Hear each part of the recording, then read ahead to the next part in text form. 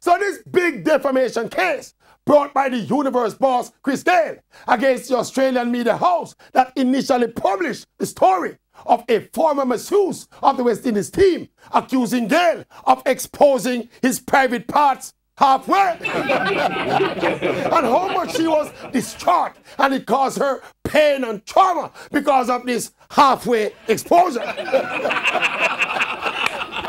Gayle in his testimony unequivocally denied the allegations as the case continues. And this is where the Mavericks village lawyer expertise become handy, because people are talking about the innocence or the guilt of Chris Gayle, but people of the public court, remember, Chris Gayle is not on trial here. Instead, it's the Universe boss who has brought a defamation suit against the Australian newspaper for publishing these accusations by this woman. So the onus is on the newspaper to prove that what the woman said and they published was true, and or it did not defame Chris Gayle or cause him to lose any income. If they cannot prove the allegations are true, then the Universe boss is going to laugh all the way to the bank.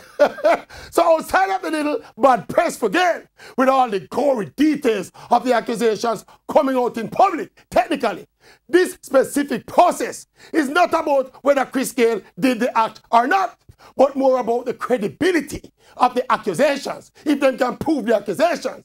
From the evidence so far, the woman's case looks shaky.